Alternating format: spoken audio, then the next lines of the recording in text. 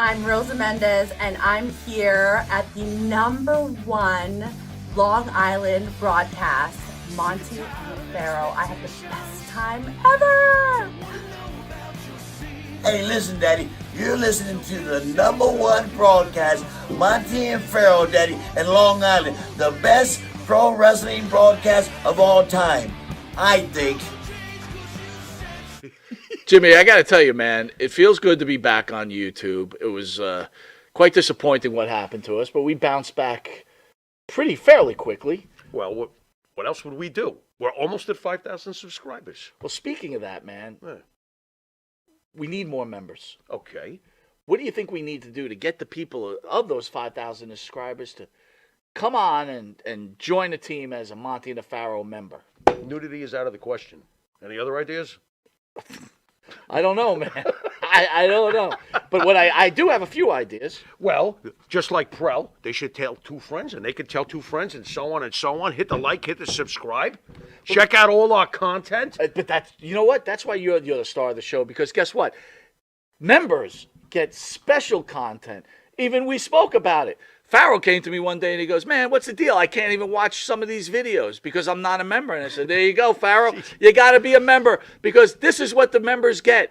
They get free content Nice. that none of the other fans that watch this show get. That's right. You get free autographs from some of these wonderful stars that come in, right? Nice. All you do is you go to the MNP webpage, or right, our own page, and shoot us an email and say, hey, man, I want a picture of Tommy Rich. I want a picture of whatever. And boy, that's on its way. We give them their choice. That's right. We rock. We do rock. And you need to rock, too. Join. When she started NXT was when I was like, oh, I want to do this. Wow. Yeah. Wow. And how about Charlotte and Becky? Yeah. And, So I think Charlotte's like my all-time favorite women's wrestler. I think she's the best women's wrestler they have. We agree on this show. And, so yeah, she definitely was a huge inspiration in that. How do you feel about Sasha Banks jumping to Japan? I think she's do what makes you happy. I think the ultimate goal for wrestlers is wrestling full-time somewhere. That's like the goal. So to me, it doesn't really matter where you go.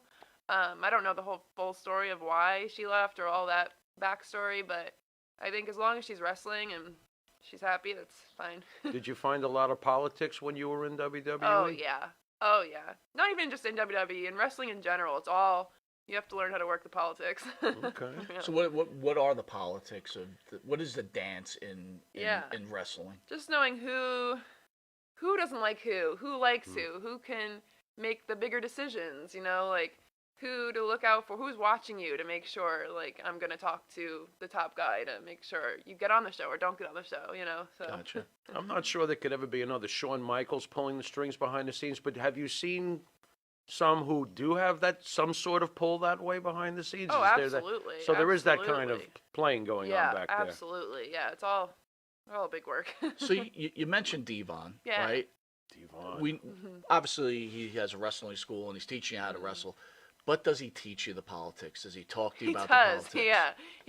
That's probably something he's very been upfront, open about, is he'll tell you, he gets like PC about some things, but he makes sure to know. And I remember when I first got signed, I called him immediately and he was like, congrats, whatever. And then a few days later, he called me back and was like, I just want to let you know, now is the time to have tough skin. It's like, okay. So I think he was like preparing me for that. And then if anything would happen, I would tell him everything. And he was like, okay, like you need to, it's okay. You need to have tough skin. You need to know who to be nice to, who to, watch out for. So he's very open to the politics and it being there and all that. So when you finally get into NXT, and who was in your class at the time you were there? Like the talent? Yeah. I got signed with like Nikita Lyons, Tatum Paxley, Maxine Dupree. So pretty good Yeah, class, good group, right? Yeah. Did they try to go out of their way to make it easy, or were you guys fighting? No. We weren't fighting. Oh, you looking at? Go ahead. The group was very good together. Yeah, we became very close very quickly, I'd say. So that was nice to have like a little group, little community to go to. But did anybody try? Did they try to hold you down, or is everybody trying to? I don't want to call it backstabbing, right? Because everybody wants a spot. It's like just anything in life, right? Yeah. Everybody wants to make more money, And and not that someone goes out of their way, but the people, did they go out of their way to make sure that they stomped on you? Yeah, so it's funny. So right before we reported, I think all the girls and all the guys had like group chats. And then I remember someone saying to me when I started there, like be careful, you're really close to these girls now, but once you guys, like, few people start getting on TV, none of you are going to be friends. And that's exactly what happened. Once certain people got on TV and, like, got higher, then the group, like, faded very quickly because everyone, they just kind of, it's not even WWE, I think it's entertainment. It's just, this is your job and you have to look out for yourself, especially now it's so cutthroat where it's, like, you really can't, like, stop to hold someone's hand or, to look out for someone else because they're probably not looking out for you. So I think that was known very quickly. I wouldn't say people purposely backstabbed each other, but I think we knew very quickly that this is about ourselves. And that's just how it was. Was it easier for you? Was it easy for you to adjust to all of this stuff? I mean, you're coming from West Islip and all. Well, and you got Devon says, hey, you got to get thick skin, but when it actually starts happening, how does that affect you emotionally? Yeah, it did a lot. I remember calling up my sister-in-law a few times to be like, this was, like, I trained physically, like, to be physically tough and in shape for this, but I never imagined, like, how mentally it is, really, like, it just draining, like, in a good and bad way, like, I never expected it, but yeah, it took a toll on everyone, like, mentally, emotionally, it's a lot. We're not trying to get dirt. I'm just trying to understand. We're not? No, we're not. But I mean, of all the women, who was the most brutal when it came to this? Ooh. Oh, gosh. Again, we're under the understanding that this is business. Yeah. People want to make $1 million.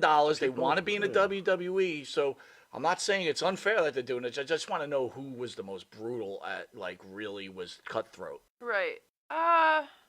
I think everyone had their, like, sneaky way of doing it. Like, they never really made it known. But in my group, I wouldn't even say in my group, but I don't know. There's just a lot of people that in their own way did it. It wasn't really anyone specifically, I would say. And not even purposely, but just when they would get a bigger opportunity, they would kind of, like, shut everyone else out, But I don't think it was anyone specifically, truly. It was kind of everyone in their own way. Did they ever go out of their way in the ring to make you look bad? I never had that experience in NXT.